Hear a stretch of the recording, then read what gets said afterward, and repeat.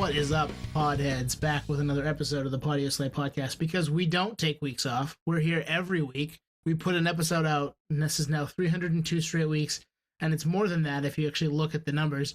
Double sessions. We're back. We're back, baby. Double sessions. We're back for more. What are you guys up to? Nate, Anthony, we're here. Let's do this.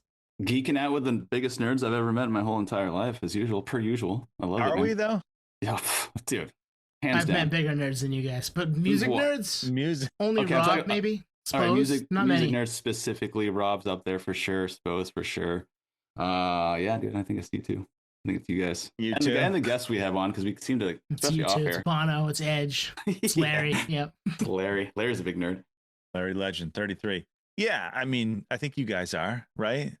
We're the only ones that would keep doing this for 6 years or whatever the hell it's been. We right? have other friends that do too, but every week, no breaks. There aren't many of those going on. You got to love it. Got to be a little crazy. Got to have that itch, you know, the week to week itch. Like, I mean, it's still there, right? Would you say it's still there? Yes. Confirmed? It's most of my day to day that's not work and life. My relationship comes first, family, and then work, and then this. And sometimes, you know, I'm not gonna lie, sometimes this before work. You know, Ooh, I do spicy. my job, but this is the thing I like doing. Hey, we keep coming back to it. We love it. And like tonight, this is Phil's third time on. It's his fourth episode, right? Actually, fifth, because he was on the comfort food one, right? Yes, he's been Oh, On this episode is 100. So like this is I think it's his fifth appearance yes. on the podcast, and we don't ask many people to come back.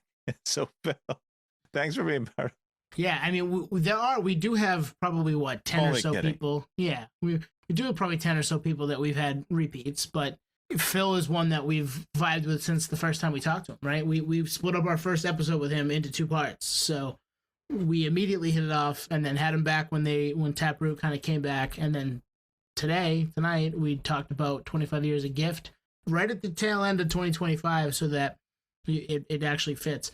It's a record that we ride for, and we hit on some of it the first time we talked to him, but not as deep as we do tonight. We get on all of it. We go, you know, soup to nuts with this record, and it's a big one for us. Yeah, no, exactly. It's something I think we've always wanted to really dig into. Just us three, really. To have someone from the band itself is always a blessing. So it's been real. The fact that we have some rapport with Phil makes it even better. And yeah, we're gonna have him on multiple times because he just geeks out. It's why we do it. But yeah, he got into it heavy today. It was pretty rad, and a little tangents here and there, but you know, that's par for the course. Well, I don't know what's going to make the final cut, Tone. You'll have to surprise us. But Yeah, near the end, it turned into a Q&A. Like, Yeah. I mean, that's how the episode is. Yeah. But we had landed the interview, and then it just turned into a Q&A. It's like, oh, shit, I forgot to ask this. I've always wanted to know this. And, yeah, dude, dial it back to 2000 when we're 15, 16. You guys might have been 17-year-old, but this was a huge record. It felt like, you know, it was major label, but it felt underground. Like it felt like we were the cool kids at our high school, because we knew about Taproot and a million other bands, but it was heavy. Let me get into that too. Like it's a heavy album, and yeah, it's a band that we've rode for all these years, and to be able to talk to Phil now, you know, 3 times on the podcast, but 5 times in 5 different episodes, to bring Taproot to you guys from his eyes, because he lived it. So happy that we get to do this, and yeah, it's a great conversation with Phil, as it always is, and we thank him a million times. And yeah, do we want to get into it? Let's get into it. I think we should get into it. Nate, I agree. Let's do it. all right, Boom. we're getting into it right now. All right, we are back in a big way with Phil from Taproot. Phil, it's been like what, 2 years? How long's it been? Something like that, man. It's been time flies. I don't know. It's we we last saw saw you in person, right? Yeah, we saw you in Yeah. person, Yep. but Yep. we haven't done the pod thing since I think early 2023, like the first quarter of 2023. You're right. When Taproot can't jump back on the scene. Yeah, exactly. So a lot's happened since we talked to you last, you know, on the record for the people to hear. And it was before Scissors had come out. It was before you guys had started playing a bunch of shows. Oh wow! And yeah, so you've been doing that now. You know, recently you played Michigan, you played in Columbus recently, but this year you played some. You played a bunch last year. You were all over the place last year. So how was everything? Was it fun?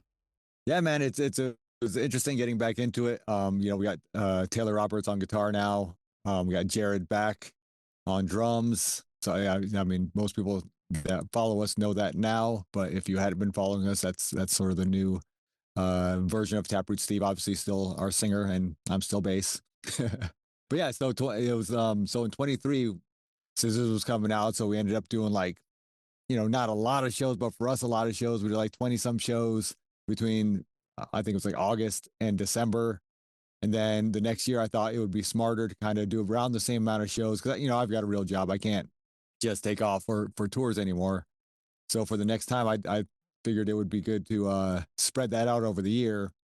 And that ended up being a little harder because now every time we were playing a show, we kind of almost have to relearn a little bit and just kind of like get back in the headspace. And almost as soon as you're starting, you're stopping.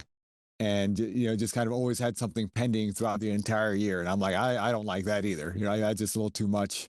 So after that, this year, I had a lot going on personally. So I backed off on a lot of stuff. We did a weekend of like festivals up in Wisconsin and then in Grand Rapids and then Incarceration. So we did, what was it? What's it called? Not upload. Upheaval, right? Upheaval, yep, in Grand Rapids, and then Incarceration in, was that Manchester, Ohio, I think, and then Rockfest up in, what's that called? Such a this letter. Blanking on it. Yeah, so it's a little more selective. Up in Wisconsin, yeah, great place in Wisconsin. But we had a fun time that weekend, and then we did Machine Shop in Flint, and then the King of Clubs in Columbus. So just 2 weekends this year. Kept it pretty simple, and very unsure about next year. We'll do some stuff, but we were trying to get out to Texas, and it just wasn't working for us, unfortunately. But yeah, we'll get something going. Well, it's funny, Phil, when we had you on the first time, this was like before any of this. You were like, we kind of got the gist that it was kind of in the past, and then you come out guns blazing, and it feels like you're kind of meeting in the middle, which is like that. I think that's good. Like, yeah, it'll reach an equilibrium that I think naturally works for everyone. Yeah, but we got to see it twice on the East Coast. Like, what? Taproot in 20, I think it was 2023, 2024. Yep. Insane. Yeah, I didn't think we were Wallies, man. I didn't think we were going to see you again either back in California. Like, you played Brick by Brick, and you had BC from Head PE on drums. I was going to say hi to you, so I was kind of shy. I was like, I'll let Phil do his thing. You're with your girlfriend. Okay, you were out there? Yeah. I was at that gig, dude. It was like new metal royalty in the crowd. You had guys from Nonpoint in the crowd, guys from Snot, BC, obviously from Head PE on the drums that night. So that's cool that you got some backup people if you need to have people swap out. Like, Jared couldn't make that gig, apparently. Yeah, that was a fun one, man. Jared had a big meeting that just happened to get scheduled for that weekend. And so, we've been friends with BC since, 2000, pretty much, since we first started. And, we've always loved the guy. And so Jared asked him if he could do it. And, so he spent a lot of time learning the songs. And yeah, it was cool. It's always, I've played Taproot with a few different drummers, which is interesting. But yeah, having the one-off, that's, I think, the first time we've done is just a straight up one-off with a drummer that's never played with us before. We never, other than rehearsal, that's the first time we played with BC, so we didn't get to rehearse with him or any of that stuff. But yeah, he rocked it, man. We had a good time. I enjoyed it because I saw how much he was enjoying it, right? That kind of helps the vibe a little bit. It's a fun show anyway, but just seeing him rocking out, and he's a fun dude. So yeah, leading up to that gig, like on his Instagram and stuff like that, he was just like, Gift is one of my fucking favorite albums. I loved it when it dropped. I love it now. And so clearly he's a fan, and we're going to be getting into that later. So that's cool. Yeah. And we saw you at Wally's, Anthony and I, and we get to hang out with you a little bit before, which was a blast at a karaoke bar. Bar. Oh, yeah. And I think your girlfriend sang a Heart song, and she fucking crushed it. So shout out to her. Yeah. Jennifer's awesome, man. Man. She kills it, dude. We do karaoke. We've done a few open mics where I play guitar and sing a little bit, and she sings a lot better than me. So yeah, it's all good. Well, the other thing that happened that night is we saw the world's best Steve Perry impersonation. Do you remember that dude? He did the Journey cover. I do. And world's best is pushing it a little bit. Yeah. No, dude, that guy was incredible. Probably do remember. I'd have to see it though. Yeah, it's tickling a memory. Yeah, but that was a lot of fun. It was cool to be able to catch up with you in person and and to obviously see you guys play again, thinking it may not happen, and then getting to see you at a place like Wally's, which isn't very big. Great spot for rock shows in New Hampshire. Not too far from. I love playing Wally's, man. We have such a good time there. The crowd is always great to us. Good people, and we've played that place a good amount back in the day, and it's cool to see all the same familiar faces and see the Prospect Hill guys, and Edgar's running sound for us. It's like this is cool, man. This is cool. So yeah, I actually jumped in I think it was the November show. Me and Taylor and Jennifer actually joined us. We all jumped in the water. I think she joined us that time. One of the times she jumped in. Yeah, it must have been cold. Yeah. But I like that kind of thing. So I pushed. Taylor likes to push himself, so I like to push him a little more. And so he joined me, and I had to stay in a little longer than everybody just to show off a bit. Yeah, you gotta assert your dominance a little bit, right? Yeah, I love it. So I do remember those shows. You guys showed a lot of love to Gift. Gift was the era that the three of us got into. It makes sense, right? We're New England boys in 2000. I first heard Again and Again. How did you guys hear it? Was that Again and Again? Yeah, same for me. Again and Again, and then Again and Again was because there was video. There was a video for it on MTV2, and I was going to say MTV2. Always do. And then I'm pretty sure our local rock radio station showed love to stuff like that too. So we heard you on the radio here, which there are places that don't do that. And we were at that time, WCYY was pretty awesome at playing stuff like guys coming through. So yeah, radio stations had a lot more freedom back then than most do now. Even then, even though it was on a major, even though it got like MTV2, it was still underground. Like at 15, it felt underground. I felt like I was in a club. You know what I mean? Like you guys had clearly made it, but we were in the cool club because we listened to Taproot, right? Right, guys? I mean, I felt like that. Absolutely. Yeah, we had friends that were like, have you checked this band out? And I was like, yeah. And like, you felt like ours, even though you weren't from New England, from Maine, Yeah. We had some of those bands, but like you guys felt like it was our band. At the group of friends that we had, Nate, Anthony, myself, a few others, Bob, I think he's listening, were into you big. Jeremy, rest in peace. And, kind of turned us on to, oh, we can listen to this, and this is fucking awesome. All right, cool. Well, I think that is one of those things that, because we've gotten, a certain level of success, but it's never been blown up huge, So our fans, I think the longevity of our fans has stood the test of time because of that, right? It's always been like that, kind of like not everyone's heard of us, It's sort of this. Yeah, Taproot. Oh, awesome, man. Me too. And it's kind of like that cool inside thing. I've had that with plenty of bands where I'm like, yeah, this is, like you said, my band, right? You feel a connection to them because not everybody knows them. When a band blows up huge, you kind of lose that a bit, right? Everybody knows Korn, right? I'm wearing Korn pants right now. Even everybody knows Korn, right? They're just like, there's no longer my band. They're everybody's band. Everybody knows Korn, right? When Freak on a Leash came out, it just became, they became one of the biggest bands and just got bigger and bigger for a while, right? Like they're huge. It's a household name. System of a Down, even like when bands get that big, it's like hard to say where they're at. They're massive, but like not super active, but like they're playing shows still. But nothing new really from them. Like you guys at least put something out, a couple years ago, and we're playing new songs for people on this new run. So, which that record's great. Scissors. If you haven't listened to it, I don't know how you got here, but if you haven't listened to it, go spin that when you're done. Listen to us talk to Phil. Yeah, I mean, there's some cool stuff on there. I mean, that album was all Steve, 100%. I didn't play anything. Jared didn't play anything. Nobody else played anything on that record. He wrote, recorded all that for it, on his own over I want to say like 7 years or something crazy, and just squeezed in time when he could, getting up at 5 a.m. You squeeze a couple hours in the studio before going to work. But yeah, it was a labor of love, man, and I think it's a great album. There's some great songs on there that I'm just like, man, this is like some of the best stuff we've ever done. And it's not even a we, it's him. Yeah, what a thing. Dude, calling back to the kind of iterations of Taproot before Gift dropped, I was going to say, me and Bob, who's like, I think Tone said he's probably listening, we were such geeks that we went on eBay and found like VHS tapes, or maybe it was a DVD, of like you guys playing clubs in Michigan pre-Gift, and where a lot of those songs were written prior, right? So a lot of those songs were written beforehand, and it's like Steve had like his like mushroom haircut. It was clearly like 1997 or something like that. The part. Yeah, with the Yeah, part, the yeah, part and all that and the stuff. shaved sides. Yeah, Because there wasn't a whole lot of Taproot stuff to find. Like you guys didn't, had just dropped your first record, so like we just kind of scoured eBay and whatever we could find. And I remember getting that VHS tape, and I think you guys were opening for some of it down at the machine Okay. shop.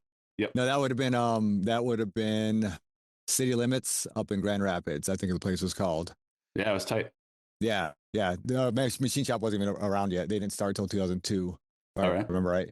But yeah, so when it comes to like what songs made Gift and all that, we had our, we're young. We had next to no budget, and we had a studio nearby called Woodshed Studios, and we would go there and record 3 songs, right? Just knock in like a day, and then half-ass mix it as best we could, and then we would burn that to CDs and try to sell that at our shows. And then whatever people seem to gravitate to, we'd then we record 3 more, and then we put out an EP, which was the combination of the 2. But plus we'd have the new one that had a couple new songs, and then we cut out a couple songs on the next thing. So we were just always kind of like some of the same stuff, but also adding a couple things. So there's a few different iterations of those like first EPs, and then we did Something More Than Nothing, which was our first so-called full length. And then that was just a combination of a couple of EPs before that. And then we did an EP after that. Just, again, just trying to hone our craft and write the songs that we liked and see what that people seemed to like, and kept those ones rolling, right? There's a lot of stuff that didn't make the record, but everything that was on Gift ended up being from those eras, or, from those first 3 years, except for I want to say Now was the only song that was written for Gift. Maybe crap. I could be mixing that up. Don't quote me on that, man. It's been a while. No, it's on. It's on the. It's recorded. So you're getting quoted. I think there's one song, and I want to say it was Now, that was written for like specifically for Gift. Some of the other like closer to the finish line were like Impact and Drag Down and songs like that. But yeah, all that stuff was written before Gift, and we didn't have we had a decent budget for when we did Gift, but it's more like go in, refresh the songs a little bit, just make sure we know how to play them well, and then just record them. We didn't spend a lot of time out there writing or anything. That's awesome that you were able to pull all that stuff and still use it, even though you maybe gave it a few more bells and whistles and cleaned them up and made them a little more major label friendly, but they were yours. Like, it wasn't like, okay, we're going to show up and they're going to tell us we have to do this, and this. No, was there a lot of that? We've been fortunate through our entire career. We don't get a lot of those pressures you hear for whatever reason. I don't know, just how we are. Just the songs we write tend to be catchy, choruses anyway. So the labels don't tend to harp on us too much about trying to write a song like somebody else. But yeah, that first record, there's some little tweaks here and there. And Comeback used to end at the end of the bridge, just real abrupt. And even again and again used to end kind of abruptly, because we're writing songs just to be, trying to be different, right? By making it do weird things within the song, and then it's like, once you're recording an album, you're like, well, why? What's the purpose of that, right? Is there really, do you really gain anything by making people go, huh? Why'd that stop there, right? Like, or why is there an extra beat there or something? So we started, cleaning that kind of stuff up. That was, part of just our growth as writers. But yeah. So where were you guys as a band? So like, obviously you were a band for a few years. Atlantic takes notice, but like right before Gift comes together, like where are you guys at? Are you just playing locally in Michigan, or? Yeah, so we started off, just to give a quick summary. We started off, we're from Ann Arbor, Michigan, which is a big college town. Not a lot of our kind of music back then. So we were playing on, all sorts of places just to try to get some sort of notice or anything, and inviting our friends out, and some of our friends would come out, but most don't. And then you just slowly trying to build a following, and why would they want to show up? Like we hadn't played many shows, weren't very good yet, and as we play, I remember driving to, just taking kind of anything, right? We drove to Erie, Pennsylvania to play to basically the bar staff. There was no one there. Shit. Stayed at a hotel, got paid $150, and that basically paid for the window we broke of Mike's Blazer when we were trying to turn around on a weird street, right? Like, oh man, but there's things we did. We got to, play to nobody, but we drove really far to do so. So there's always positives to say. But yeah, that was the beginning of our career though. Playing to next to nobody, playing late shows, hoping to squeeze in at 1:20 a.m. Hopefully we get to play a gig. And then but we did that enough and slowly built up a small following that just got bigger and bigger and started doing internet stuff, which helped a good amount. Started getting noticed in other places. And so we actually, one of our bigger shows was playing Owensboro, Kentucky.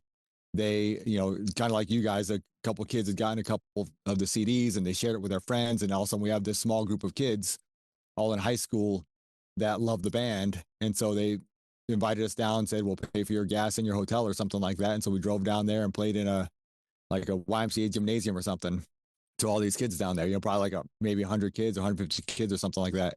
And so it's like, okay, well, this can work if we do it in the right way and just, find these little pockets. And so we just kept selling our CDs online and building up our following around. And next thing you know, eventually we started playing Cross Street Station in Ypsilanti, which is a town right next to, it's Eastern Michigan. It's right next to Ann Arbor. And then we play Blind Pig, which is the big, the cool club in Ann Arbor at the time. And so between those shows, we would play Cross Street, and we play Blind Pig, and we would just build up our followings at both those places. And eventually we're selling out both places. And that was cool. I mean, just seeing like the growth of our career and just building up that thing locally was awesome. Like it was just, cause this is my first band. I didn't know anything about any of it, but I was learning. And, I bought a van just to, to be helpful in the band. When they asked me to join, I didn't, I'd been playing bass for like a year and a half, but in order to be, value added, I bought a minivan. That's crazy. Nice. So from there, you have your local gigs. Are you basically getting put on those national, call it like opening for System of a Down, if we're calling it back to that VHS type? Are you like the local talent that's getting added to that bill as a local band, or was there already kind of a segue? Not at all. We never did any of those. We only got that gig because we started getting noticed. So obviously there's the Fred Durst stuff, right? Yep. So we got in contact with Fred after $3 Bill Y'all came out. We sent him a demo. If you guys look in your old, $3 Bill Y'all CDs, it says send demos to this address. Oh, and, yeah. And Steve and Mike did that. They did that, like, because we got, being in a college town, we got the what's called like the demo version, that the review version, the promotion only. Remember that on the CDs for promotional use only, right? Yeah. So some kid already sold it back to the used record store. And we'd seen them with Korn not that long before that, and we thought they were great. So when that CD came out, Steve was looking for it in the shops, found it, saw the thing, sent him a tape, and so he liked it, got in contact with us. Steve and Mike went to a few shows, talked to them. I got to go a couple times. Fred came to town. He was talking about us on MTV on a couple things, so we started to get a little bit of recognition there, but it didn't lead to anything bigger at home. Per se, we weren't like, oh, now we're the ones opening for whoever. We were still doing our regular shows, but after a few years of nothing really happening there, I mean, obviously they were blowing up big, but we also saw them work with Stained. We saw them work with Cold. We saw them work with one of the guys, whatever that with Soulfly, I think. He was doing things right, and just nothing with us. And looking back, at the time we were very eager, but looking back, I'm like, we weren't ready, and that's what Fred saw. But for us, we felt we were ready and we wanted to go. So he was just waiting for, I guess, maybe the right songs, right thing for us to be doing, that he can finally, bring us to a label and say, hey, these guys are ready. Because that's my guess. I've never talked to him about it. But then when, because of that, some other people got notice of us. And that's when Velvet Hammer, which ended up becoming our management, heard of us.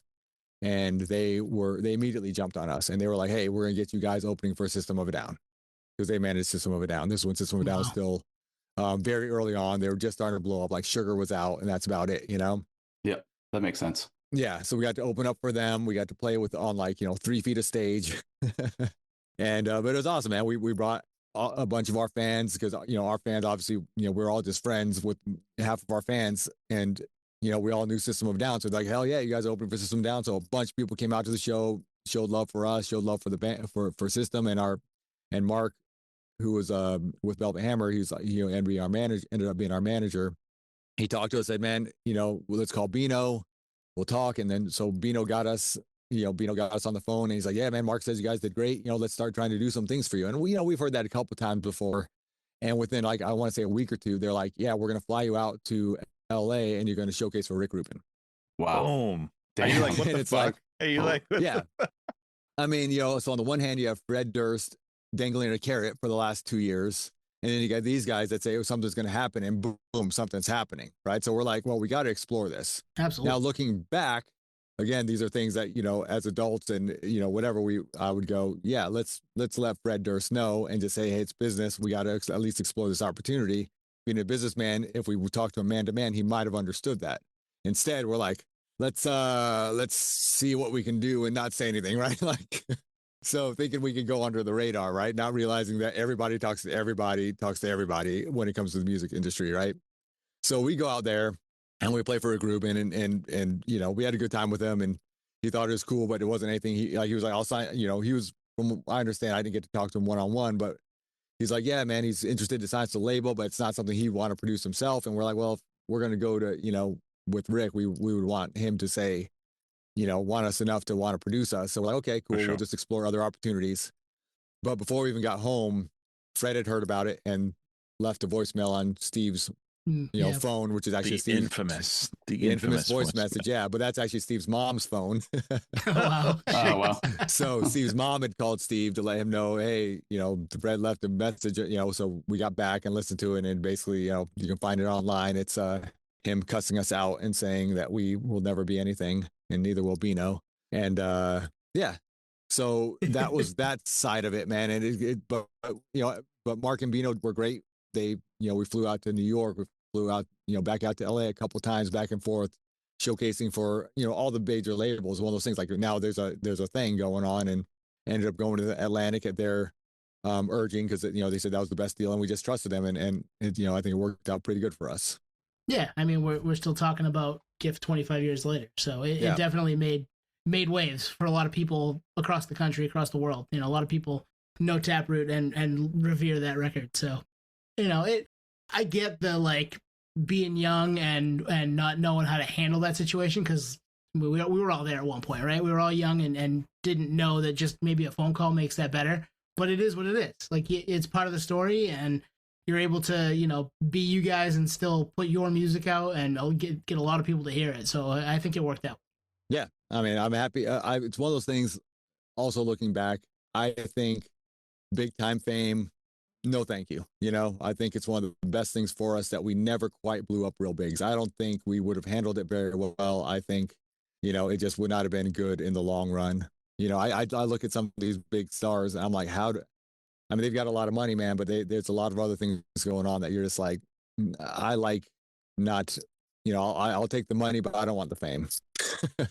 Well, you wouldn't have got the catalog that you guys ended up putting out. Like the story would have shifted and the output would have been different for sure. Yeah. And that's the thing. We got to grow slowly and just kind of make the records we wanted to make.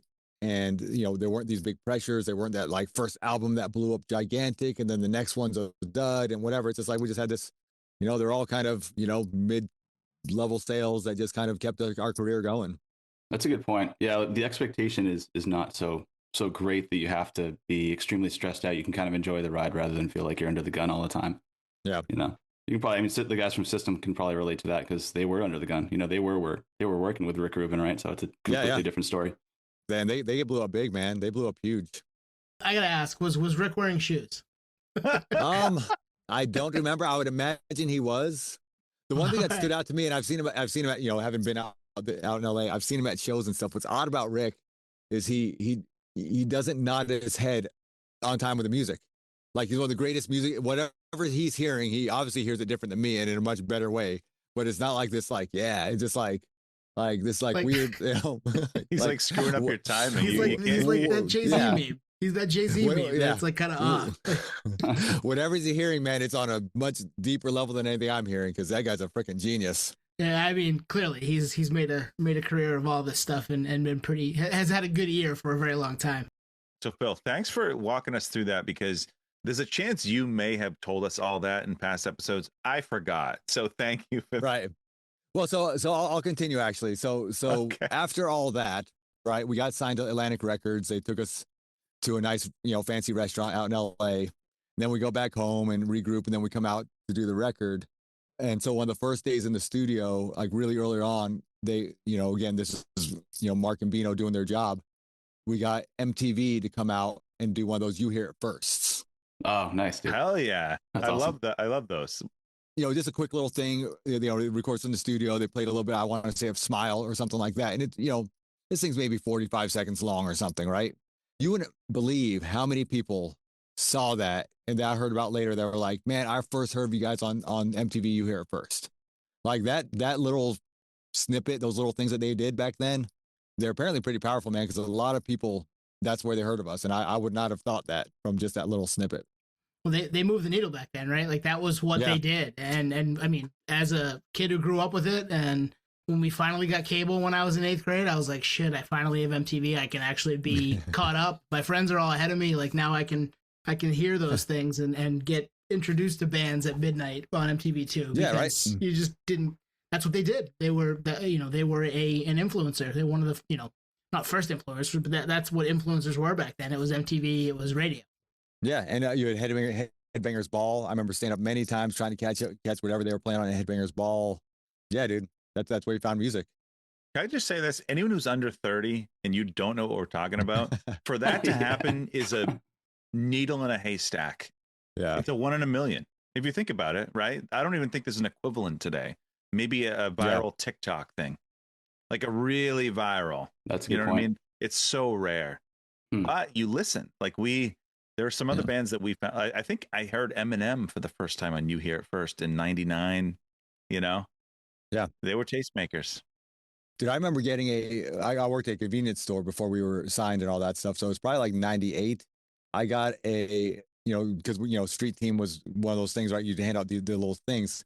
I got a Black Eyed Peas Street Teamer type, cassette handed to me before they were anybody. That's awesome. Like just before Fergie, because she wasn't in the band then. Yeah. So crazy how that's what you had to do back then. That's a great point. Speaking of Street Team stuff, Bino. That's actually how I heard of Bino back in the day with Velvet Revolver, Velvet Hammer. Yeah, because I got like his demo tapes and whatnot back all the way here in Maine. So they were obviously handing them out at shows and whatnot, like new metal shows and so forth. Yeah, they made that whole like they blew up that up huge. Like exactly. They're streetwise street teamers, man. They would go to shows and they would either get them in or just say, hey, hang out outside when it's done, man, and we'll try to get you tickets to a different one, whatever, right? And they would exactly. Post show just I missed that era. Hand out tapes, CDs, stickers. I remember one of I think it was a cassette, and I emailed Bino actually back in the day. It's like 2000. This is when I was like, this sounds like you. I was like diehard to get into the industry back then. Yeah. And he's blown up. Like you said, he has Korn, he's got Deftones, he's got System of a Down under his management now. I jumped in that office 3 years ago when I was living in California and dropped off some weed samples, I remember. Oh, did you? Yeah, just to kind of go full circle. Like I just wanted to be in this office. But yeah, it's just cool to hear like that's how the whole like Street Team stuff. Actually, that was the way. That's how I found it. So you guys go to make the record. And you said that there wasn't a lot of like label pressure, which is great, but did you guys feel any pressure to like do more stuff like your contemporaries, like maybe adding some rapping or DJing or any of that stuff? Because there's a lot of that at that time, but you guys don't really do that, which is why we love you. But right. Well, so we jumped out when we were first writing records. You look at some of our old stuff, man. I mean, Steve was rapping all over the place. As early as like 97, I think was when our first stuff, when we first started doing things. And so we were moving away from that when that started becoming big, right? So there's a little bit of that with some of those songs that you can kind of feel there's a little bit of that flavor, for sure, but not quite what all the other. And we've always had the drum machine / live drums thing going on, and that was sort of our thing, right? That's Steve's little brainchild of having going back and forth with live drums, and he's a drummer first, so that was sort of his idea for the band to have live drums and drum machine. And go back and forth, right? So it's not just playing along to it. It's just, this whole back and forth thing. So, we didn't really feel the need for a DJ per se, because we already had some of those extra sounds. And there was we weren't going to add another band member just to follow the trend. And, whenever you try to follow a trend, you're behind anyway, And that's what a lot of those labels don't understand. Like some of these bands I would talk to, like, after the fact, they're like, oh yeah, you got to try to sound like Linkin Park. It's like Linkin Park just did it. Like, yeah, you're late. Yeah. If you're following it, it's already happened, and then people have moved on to the next thing typically, right? Like that's just how it works. So Phil, I read on the internet that during the writing and recording of this, you may have watched a lot of Office Space. Do you have any other memories like in the studio or like from that era? Like, because this is probably a new experience for you, right? I mean, up until this point, there was no major label, probably no, set studio time. I don't know, right? But do you have any memories from that era? Yeah, yeah, that was funny. We did watch a lot of Office Space.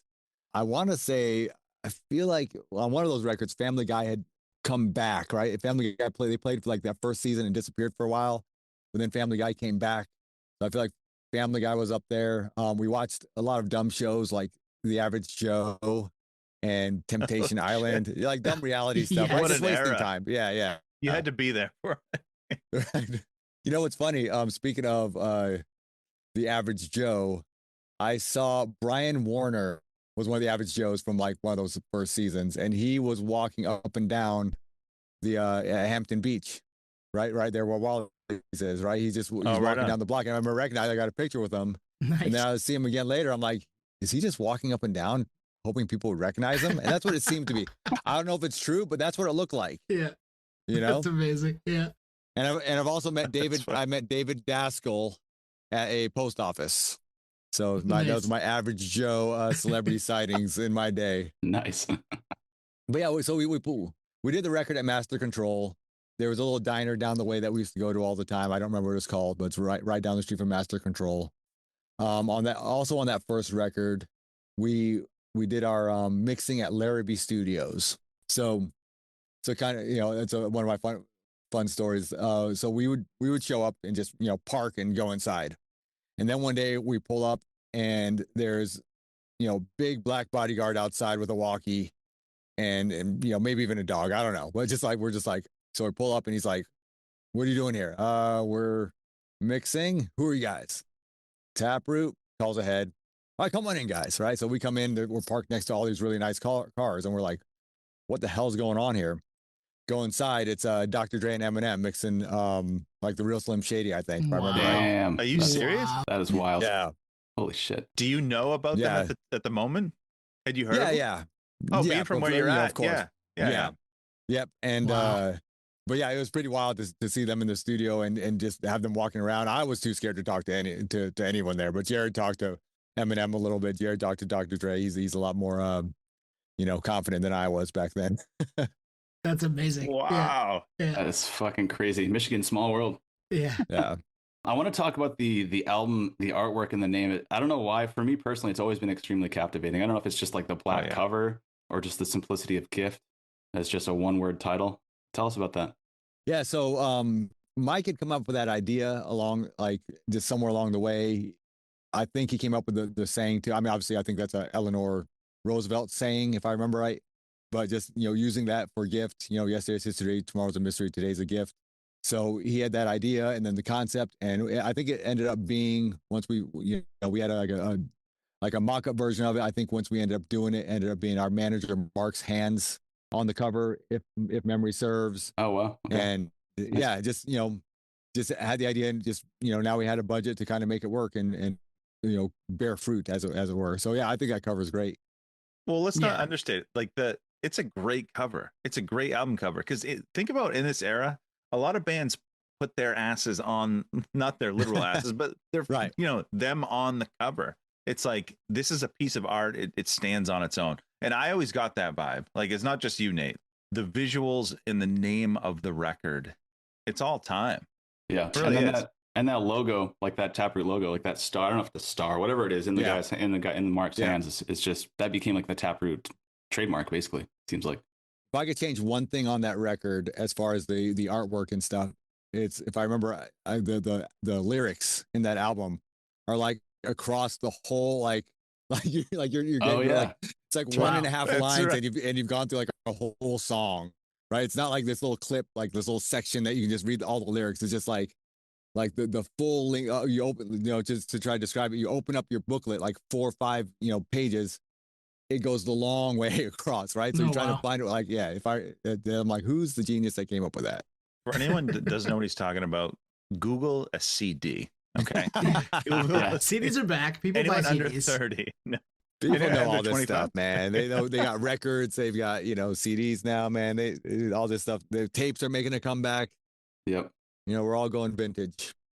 So you get the record's done. You putting songs out. You put again and again out. It makes some waves. Where are you guys at that point? Are you like, holy shit, where this is kind of happening? Like, we've major label, got a song on MTV. Like, you hear it first. Like, people are really starting to pay attention. Fred Durst hates us. Yeah. Yeah. Fred Durst, you right? made it. Well, it's a weird feeling because there's a lot of talk, right? A lot of promises. A lot of you guys are going to be this. You guys are going to be that. And, we're doing stuff, but we're still not, we never blew up, right? It sort of kept us in, how to describe it? Like, we're on the radar. People are paying attention to us, but, the song wasn't huge, right? It was on MTV too. It wasn't on MTV. It was a little bit on radio after, like, say 9 p.m. right? Sometimes, right? So it's growing, but at the same time, I'm just waiting for that moment where it's just like, oh yeah, we made it, but just never, still never happened, right? Like, in a way, right? Like, I'm just like, it never turned into a whole bunch of money in my pocket.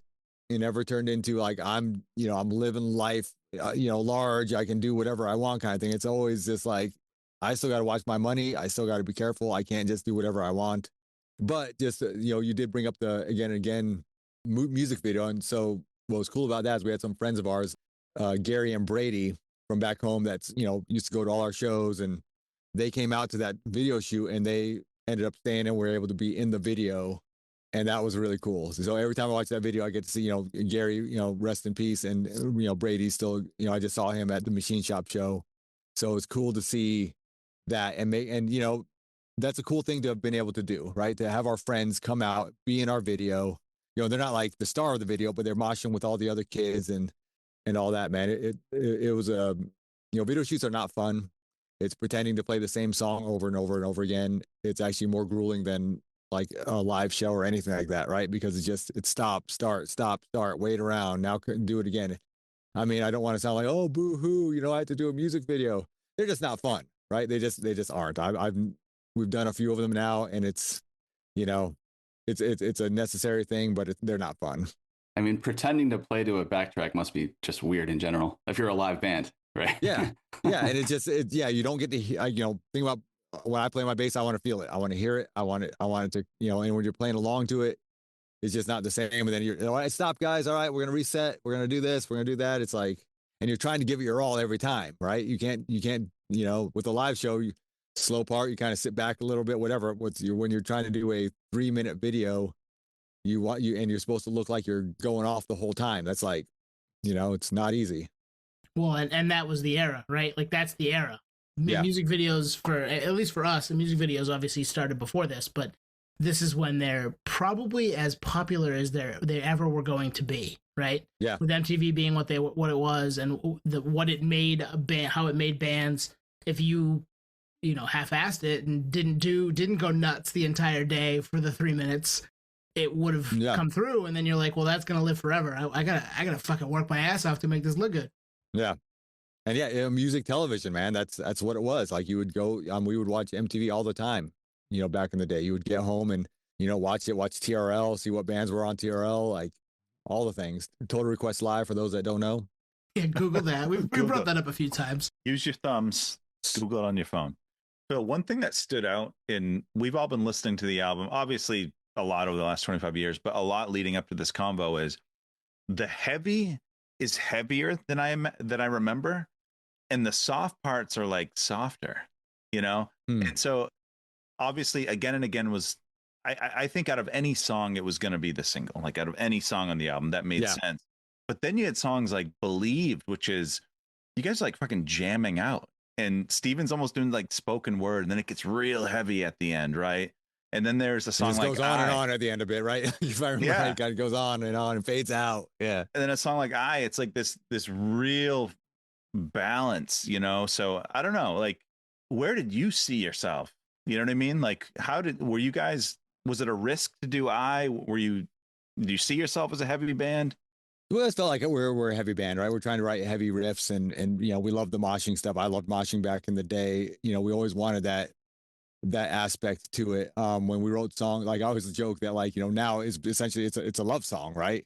And he's just screaming throughout the entire chorus, right? Like, you know, it's funny when you think about it, right? Like, just to go back to that song, it's just like, yeah, it's a love song, and he just screams throughout the entire chorus. That's what he does. Yep. But yeah, I always like that about us, though, the diversity in what we did, and it's not just heavy all the time. It's not just soft. It's a whole mixture of all the things that, you know, people feel in their lives. You know, it's all the different feelings we get. You know, I always seem to strike a chord with our fans. Honestly, I say that, but I don't remember, to be honest. I don't remember what it was like before the record and all that, because it's become such a big thing. People love it. People absolutely love it. We play it. Those first couple notes, you just, you know, the crowd always those just first notes, yeah. man. Oh my God. It's all So time. Yeah. It's all time. And then you're grooving on the bass too. Like that's a song that you can feel the bass. Like it's often said that like you can't hear the bass until you don't hear the bass, and then you really like, okay, I'm missing that. Like that's a song that you're cooking on. You know, yeah, it is funny. A lot of people don't really, you know, people just don't listen to the bass. It's there, and they kind of know it, but they don't really pay attention to it. They're paying attention to the vocals, they're paying attention to the guitar, or whatever. And even me as a bass player, like before I started playing bass, I didn't know what a bass did. I just have, you know, I played it because nobody else played bass, and my brother had an extra one that he had pawned off that I got to buy back. I fell into the role, right? But so I understand when people say they can't hear the bass. I totally get it, because when I was first learning bass, I couldn't hear the bass. You know, my ears just weren't tuned to trying to listen to that. I'm trying to pick out the vocals back then. So yeah, but that's how I describe bass. Bass, you don't know it. You don't might necessarily know what it's doing, but you take it away and you know it's gone. Something's missing. You know, so yeah, I mean, that song definitely, you know, there's not a lot of fancy stuff I'm doing, but it's definitely, you know, I feel like I do my part. Yeah, for that whole era, I think the song "I" is maybe one of the most captivating songs of that whole like scene. The only other ones I can like think of that are like maybe somewhat equivalent is like maybe ATWA by System of a Down, and like maybe My December by Linkin Park. Like where it just like right. extremely captivating and obviously very emotional. But I is like, for all like that scene, or if we're gonna call it new metal, I is number one all day. It's just like a bona fide. It just locks you in. That song's incredible. Yeah. So you know, the big lyric is, you know, I hate myself sometimes, I love myself, right? Yeah. And so because it's Christmas time, I'll tell this. So last Christmas, we were doing I think we were doing shows right around Christmas. So we made, you know, Jennifer and I, she's got the Cricut, so she was making the koozies, right, for your drinks. And so we're making koozies to sell, and we had all these different ones, like Say Steve, you know, it has a little camera, and because our singer's name is Steve. That's great. So we had a few different things. We had some with just all the album names on it. We had some pretty cool ones, but the one that I came up with that she ended up putting together that looked really nice was, I hate my elf sometimes, I love my elf. Nice. That's amazing. Yeah, that was my favorite one. I still have a couple of those. You said Cricket, and I immediately looked at my wife's, which is sitting right there. Oh. Dude, I can relate. When you get good at those things, man, you can do some. I mean, she does shirts all the time. Like all the Patio Slave t-shirts that are in existence, my wife made. So nice. But that song it still resonates. I mean, who can't relate to "I hate myself sometimes, I love myself"? We all can. So I think that's why that one stood the test of time. And I agree with Nate. In the scene, like one of my favorite songs. Period. Like the emotion of that song and the delivery of it from you guys, it's top tier, man. Yeah, and it's got a little bit of that rappy feel in the verses, you know? Oh, yeah. So, Phil, you guys record this thing, and you said you just can't remember anything, so maybe you won't remember this, but like you record the time between when you record it to when it gets released, are you guys like, ooh, I hope they like it, or we have a banger, or like, this is Taproot? Like, where are you guys at? You think the record rips? Yeah, I listen to it a lot, man. I've heard bands say, "Oh yeah, I can't listen to my own records and all that." Dude, I've listened to every record. I listen to them all the, you know, not all the time still, but like I have no problem listening to my records, right? Like I love hearing what all the guys are doing. I love hearing how it comes together, you know, and it does bring, when I'm listening to them, it will bring back memories, not just of the recording, but of shows that we've done or things that we've done playing these, you know, these songs live over the years, you know, and that's changed. Obviously, having played these songs so much over the years, it's just, you know, cool to go back and kind of think in your head of where we've been, you know? Well, we're excited. I'm trying to remember how much touring we did around when it came out. I'm sure we were on tour. I'm sure we were doing something All the time. Yeah, I looked it up. It was a lot. Yeah. We went out with, Papa Roach. We went out with, we did shows with Head PE. We did some shows with Slipknot and Mudvayne, and we're doing a good amount of stuff. But Ozfest was the big thing coming up. I think, if I remember right, that came out in June, right? June 16th or something, June 26th, something. So whenever that album came out, we must have been. I imagine we were on Ozfest, and just trying to do our best to promote the album as best we can. I couldn't toggle quick enough. June 27th, 2000. I was close. Wow. Yeah. Ozfest would add up then, yeah. So, yeah, you had Ozfest. You went out with Deftones, Incubus. I've got Head PE, System of a Down, Linkin Park, Slipknot. You play with them. Like, you play with a lot of bands of the era, obviously. And all of you are still active, or to an extent active in some sort of way. And people still resonate with your music. So that's pretty awesome. But you play with everybody. Like, you guys were all over the place. And that must have been just wild. And Ozfest alone, 2000, 2001, Ozfest was nuts. It's a who's who, right? Of all the bands that were doing things at the time or had done things in the past. Pantera was on there. Marilyn Manson was on there. Even second stage bands were huge. Yeah. Yeah, exactly. Yeah. Drowning Pool blew up during Ozfest, man. They were just starting to get big. They were one of the rotating bands, and all of a sudden they're helping headline the second stage. Disturbed was on there. It was man, it was a great time to be part of it. So we don't really usually get like a sneak peek of like what it looks like in the studio, but I have like magazines. I'm going to say it again, Kerrang magazine. You have you have magazines. You bring up Kerrang every fucking week.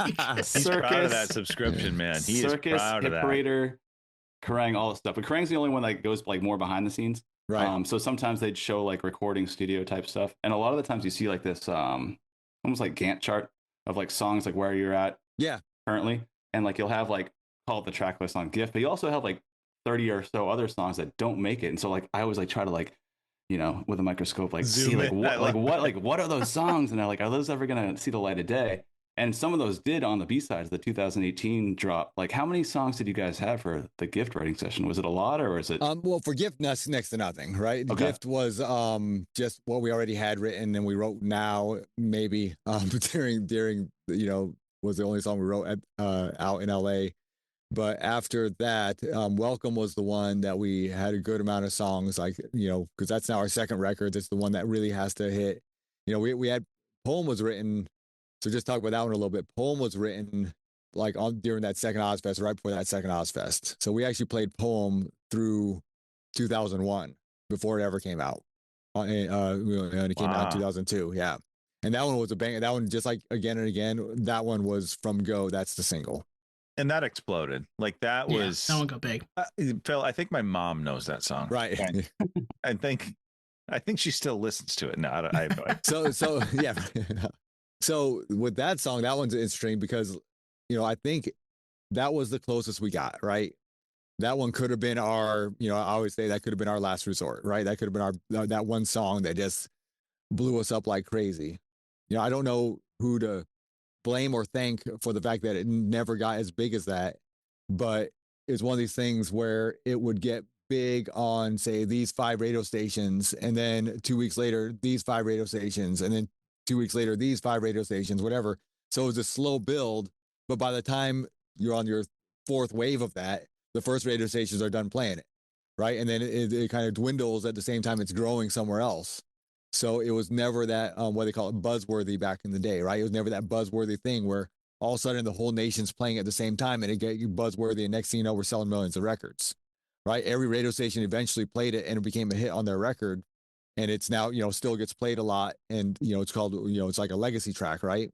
But it never got played at the same time all across the board. And so we never made those millions of dollars or sold those millions of records or any of that stuff. So that was, like I said, that's the closest we got. And looking back, I'm totally fine with it never having done what it potentially could have done. Yeah, that's crazy. So the first time we had you on, which was way back, I think it's episodes 76 and 77. This is going to be, I think, 302. So when we talked to you then, I remember you telling us a story about burning CDs in the library, I think at the University of Michigan, right? Yeah. Allegedly. Allegedly. No, it happened. It happened. It's out there. Did that version of Phil ever think that we'd still be talking about a record you created 25 years later? Oh, I'm sure not. Like back then when we're doing that, we were just, we're still local. We're still just, I was hoping, right? Always hoping that this could turn into something. Fred Durst was talking to us like maybe something would happen. I didn't even know what that something would look like when it happened. No one really does until you do it. But yeah, we were just doing what we could, right? It was just more just, kind of the promotional stuff that we would do. There was that, right? We wake up, I think the computer lab would open at say 6 a.m. and it wouldn't start getting busy till 8 a.m. So we're taking over like 5, 6, 7 computers just burning like crazy. Amazing. It takes like 20 minutes to do a CD, right? And so I was trying to say that it was not instant. That shit took a long time. And if you had like a compact Presario, whatever, you're fucking in there for an hour. Yeah, easy. First CD. Yeah, and then you have to find like the iMation ones burned real well, right? Some of the Memorex ones did good, but there's another brand that didn't do good. I forgot about that. That's hilarious. So we would send these out, and we wouldn't even we wouldn't even do a professional art. We were like Taproot on it, if I remember right, like just scrawled on the top. We wouldn't do some like label on it at all. We would do the cover, right? We would do the artwork, but the actual CD was just iMation still, right? Like here you go, Phil. I got a spindle of them right here. There you go. Ooh, damn. Anthony, for the listener, Anthony's holding up a spindle of burned CDs. Right. And this is a tall boy. This was like 100. That's gonna be 100, right? 100. Yeah. I remember that. If you remember, the faster you burn them, sometimes the quality would go down. So there's a batch we did where people couldn't play them on their CD players. So we'd have to send them another one because that one didn't work because it was just a crappy version of it. So those are things you had to deal with back then. It was the Wild West, and I miss it, man. I miss that era. Internet wasn't a thing yet, hardly, right? Like people were kind of doing a little bit. We were, we got lucky having been, with me going to the University of Michigan. And they kind of force internet down your throat a little bit, like, hey, this is what you do. You got to turn your work this way. You got to learn how to create a web page. I did all that stuff. So when we first were doing all that, I was creating our web pages. I was helping with our MySpace. I knew HTML. We were doing everything we can to just kind of make it work. And, it worked. We had fans all over the US. We had, we had international fans. We had some people in Australia that were into us. We would go on the bulletin boards. We would go on the guest books, right? Sign up, put our little graphic on the guest books, if you remember what those are. Guest books, man. GeoCities. Do you have a GeoCities site? We had Angel Fire. Oh, Angel Fire. Oh, even better. You one up me. Yeah. Damn, dude. I can only imagine you in there at 6 a.m. The library opens, and then you start to see some kids funnel in to like do some work, and you got like 9 computers going. Like, you're like, what the fuck are you doing? They're trying to do real work. We're like, it'll be done in 5 minutes, man. I'm sorry, right? Like, and I didn't. I wasn't even going to college anymore at that point. I just had I had an ID because I had an ID still from when I went, and yeah, that was pretty funny. Damn, dude, looking at that's awesome. No laptop in sight, straight desktop. Like you had to like pack up your shit, Yeah, that's like equivalent to using the YMCA for the showers, right? Except you're using 7 showers at the same time. Yeah, exactly. Sorry, that one's busy. So is that one. Hey, what are they doing in there? Like there's only 2 of you in here, and there's 9 computers being used. Hey, sorry, guys. Yeah, I got a rip-roaring game of Minesweeper on that one. Don't touch it. You paid a premium when you were enrolled, so it's all. Yeah, that's right. Kind of going back to the record, like when was the last time you listened to the record in its entirety, and how do you feel about it? I don't know if it's recent or. I mean, I don't know if I've listened to it front to back in a while, but we've done actually probably when we did Gift when we toured doing Gift, that was probably 2013 is when I listened to it in its entirety. But as far as recently, we've had to we relearned Believed. We brought back a few, like Comeback. What else did we just add? I don't know, we added some of those songs we haven't played in a while. So I think it still holds up. I mean, it's definitely that era, right? It's got a certain sound, it's got a certain feel. It's like that album wouldn't come out today. Right. I agree. Believed is like it's got the full package. Like that could be the heaviest song, the back half of that track that you guys have. Yeah. It's one of them. it's so good. Yeah. I'm glad you like it, man. I'm glad you like it. Yeah. That's one we were playing way back well before we were signed. So Phil, I gotta ask you, when the Machines rip roaring. This is like in 2000. The album's out, and the train's left the station. Are you guys like? Do you feel like you're still Taproot at this point, or do you feel like, all right, we're an artist on a label? Like, how is that feeling? Because not many people can relate to this. Like, how many major label artists are there in the history of the world? Not many. Right. Not compared to the whole population. Yeah, Yeah, not many. for sure. No one can relate to this. So how is it in the moment? So for us, we've always been kind of self-deprecating fools along the way. Yeah. So even as things are going on, like none of us are like big ego heads and we're the man. I'm him, you know. Yes. It's never that, you know. It's always just like making jokes, dick and fart jokes, you know what I mean? That's just always been us along the way. So one of the things that publicists would always say is like, what's you guys' story? What are you guys doing? What's, you know, like, one of you guys big drug users, one of you guys this, one of that. How can we sell you guys? But like, man, we're just a blue collar band from Michigan, man. Love it. And they didn't like that, right? It was nothing for them to sell. And that may have also contributed to our lack of huge success, because we never had some sensationalist. Yeah, we had no sensationalistic story to go on. It's just like, yeah, we're all reasonable guys for the most part. You know, like, I think it plays into the authenticity. I mean, if talking about Eminem earlier, same thing, right? Blue collar rapper, and one of the, basically possibly the biggest rapper of all time. But that was his whole ethos: is I'm a blue collar rapper, and boom, it worked. Yeah.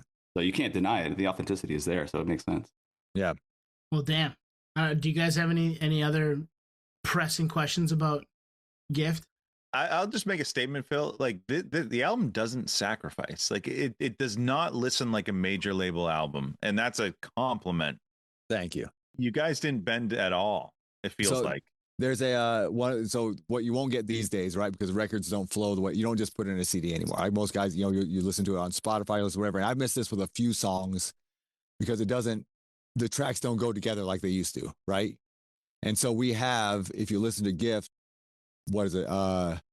Mirrors Reflection into Drag Down. If I remember right? It just, know, they just go right into each other, right? Like Steve makes a little, you know, does a little, and it just goes right into the next song. Like it stays on, your head's still nodding, right? And then it just goes right into the next song. It's like, yeah.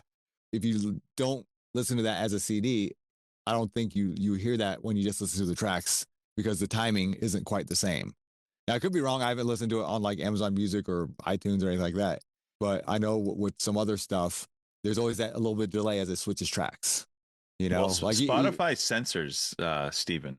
No, yeah, it's edited on the Spotify version. No kidding. Is it? Yeah, on the version I listened to leading up to this. Yeah. Well, it's funny because Steve swore like 3 times on our records, right? That's not a lot, right? Not a lot at all. It's just enough to give us that explicit warning, but that's about it, right? There's nothing like particularly explicit about what he says. He just likes to yell fucking weird spots, like April Suits.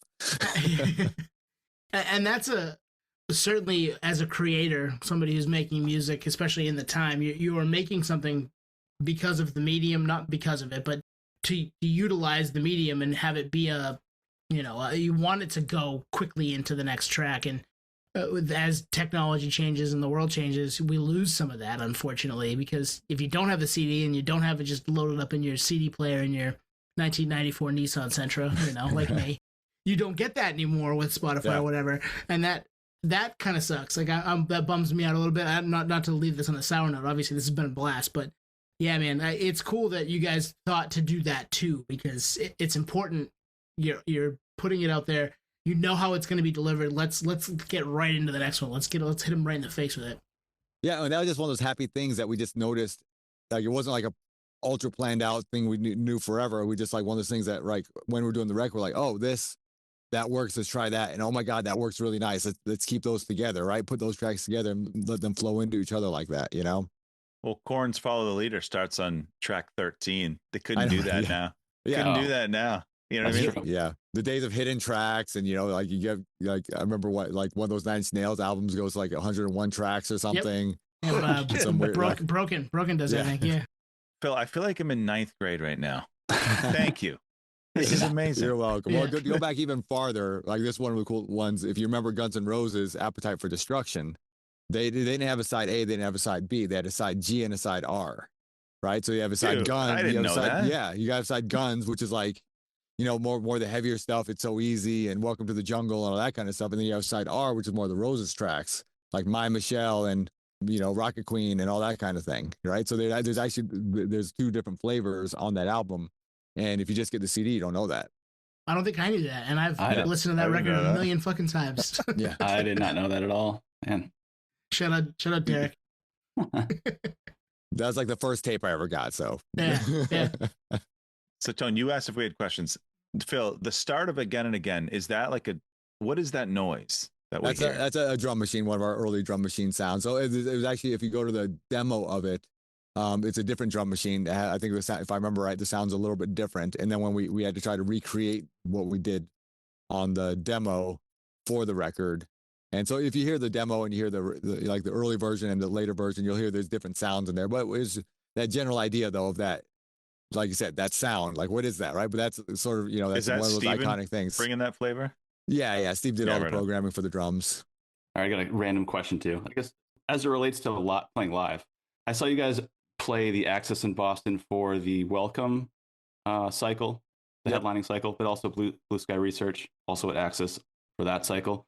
And when I saw you guys at the Welcome tour, call it 2002, I think, I had no idea that Jared did backup vocals with the the Britney Spears mic. Yeah. I didn't know that until I was like, right wild. Now. So those background vocals, like on GIF, for instance, like he's doing those like whisper type. No, lyrics. on GIF, on all our records, it's Steve doing all the vocals. Okay. Right. But on live, Jared, and now actually Taylor, which is awesome, dude. Taylor does vocals with us now. Yep. So you got all three of those guys. I'm not that kind of guy, but we got three of those guys doing that, man. It's like songs like oh man, what's the one they do on crap? I'm blanking on the name. It's off of Blue Sky Research.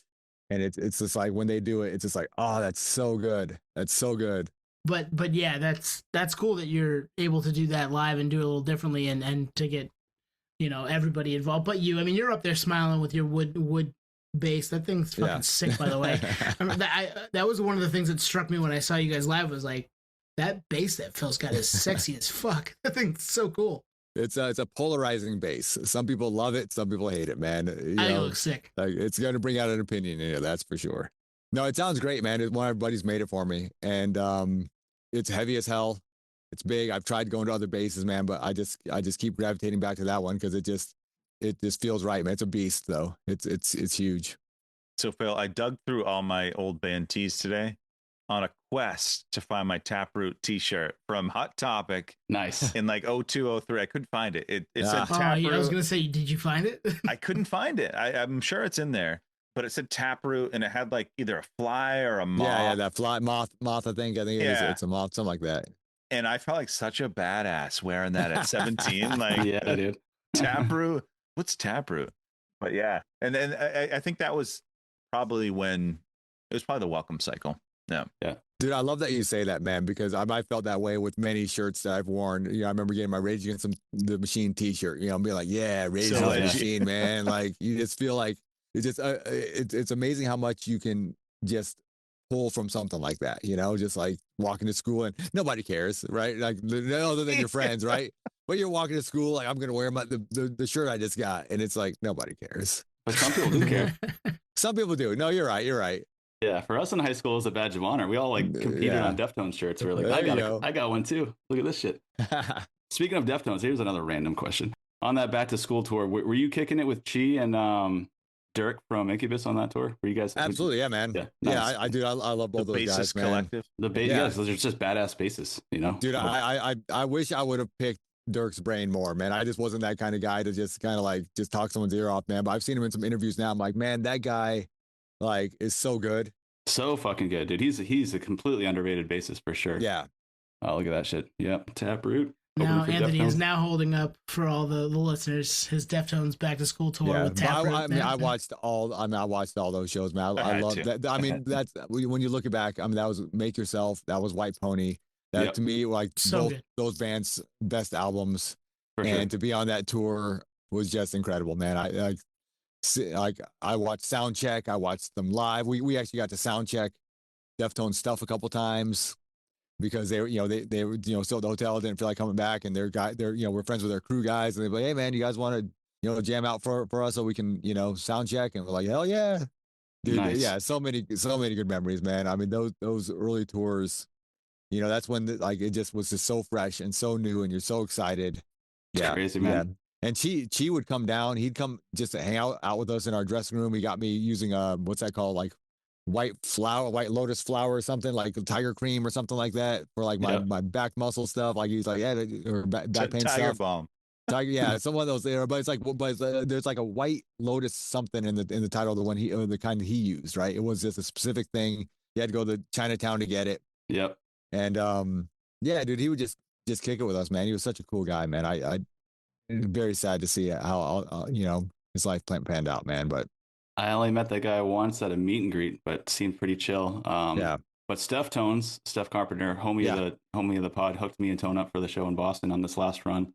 We did get to see them back in April, yeah. Back in April, yeah. He's kind of a homie, but we haven't had him on or anything. But yeah, maybe someday. But it's just cool that you got to tour those guys. And back then, and I remember that tour being an arena tour and being like, it's so weird they're playing in arenas because they were playing theaters back then. Now they're selling out fucking arenas all day. Yeah, crazy. Yeah. But we could keep going. I know. I know. I'm just geeking out at this point. Oh yeah, this is. Yeah. I know we don't have to talk about Taproot anymore, man. Let's just talk about the music. This happens every time. Yeah. This happens every time. Let's do an Around the Fur deep dive. Right? I'm down, man. I'm down. I love that album. Well, that's next time we have you back. We'll do Around the Fur. How about that? That works for me. Dude, when that album, like the sound of that album, like that album, like the first album is obviously great, right? But when that album came out, you're just like listen to that loud in your car is just one of the best things, man. Oh, dude, it's amazing you said that because I had two of those songs are on a playlist that we've done recently, and they popped up on my way home tonight. So Nerd Voyance is real, as I always say. Yeah, I listened to them today. But yeah, we'll do that with you next time. We'll save that for next time. Yeah. Okay. I'll stop. Oh, I got a bassist question for you, and we don't. This can be out of this episode, but does anyone ever give you crap for playing up high? I don't play that high, do I? Because I used to get crap from my college buddies for playing bass up high. I would crank that fucker all the way up. So I used to play lower just because, that's the style, right? If you look at my old Ozfest stuff, it's like, down to my like knee practically. I'm like, but I can't, I'm like, and you watch like Soundgarden, like Ben from Soundgarden, man, he's playing like his arms are as long as he can possibly reach to play. I'm like, why? You curl around? Yeah. I don't know how he plays, but he plays fantastic. He does chordal stuff. I'm like, how is that guy doing that with his arms that low? But yeah, I don't know if I've gotten crap. People might have talked behind my back. No one said it to my face. But I mean, it's just more comfortable. I mean, I don't think I'm not like way up here, right? I'm not like one of these guys like, but I feel like I'm in a good spot just to be able to reach everything I reach. It's comfortable. And I mean, at this point in my life, I don't give a shit what people say. Yeah, whatever works. No, but I remember, maybe a little higher than most people, and I'm like, yes, he gets it, especially for our for the genre, right? For sure. Oh yeah. But look at freaking Ryan Martini, man. From Mudvayne. That guy's up here. And he's way up. Yeah, he's my guy, right? But the things he's doing, ain't nobody giving him crap about anything, man. That guy's like, oh, dude, they're all Berkeley guys, right? You know why he's up there, right? Because I mean, you can just see it. Like no one's asking him, why do you play with the bass so high? It's like, this is why, motherfucker. Yeah. Like. Well, it's like I know it's guitar, but Beck from Glassjaw's like up here. Yeah. And no one fucks with him because he's on a different planet. But even Tom Morello plays his guitar high, man. Yeah, big time. He does, yeah. Maybe it's a nerd thing. Yeah. You said Martinez from Mudvayne's Berkeley, right? And Tom Morello's Harvard. Maybe it's a geek thing. I don't know. Yeah, maybe. Right. Maybe. Yeah. Nerd sees nerd on a different level. Yeah.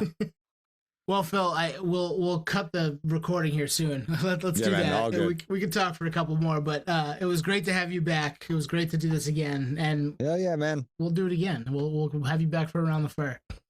Yeah, right. Around the Fur anniversary. Who we having? Oh, we're having Phil. Hopefully, call Steven up, dude. Or call. I was saying Steph Carpenter, but call your buddy Steve from your band too. Phil, thanks for coming on with us. This is always a blast. It never gets old. Part of it is I don't remember what we talked about last time, but it's awesome. Phil, thank you. Oh yeah, man. I appreciate you guys, man. I always enjoy these conversations. Awesome, Phil. Yeah, one of my favorite records of all time. No lies. So it's been a blast. Yeah. And like we talked about, like at 15, 16 years old, like I didn't think we'd be chatting with you about this record, but it's been a blessing. So thank you, and we'll talk to you next time. Yeah, man. Appreciate it, guys. Thank you for listening to Podio Slave. We are at Podio Slave on Twitter, Instagram, TikTok, all of the places that you can find us on social media. Facebook, Podio Slave Podcast. YouTube, Podio Slave Podcast there. Email us at podioslavepodcast@gmail.com. And hey, if you want to become a supporter, click on the link at the bottom of the episode and give us $1, give us $5. It keeps the lights on, keeps us going. We really appreciate that stuff. Thank you.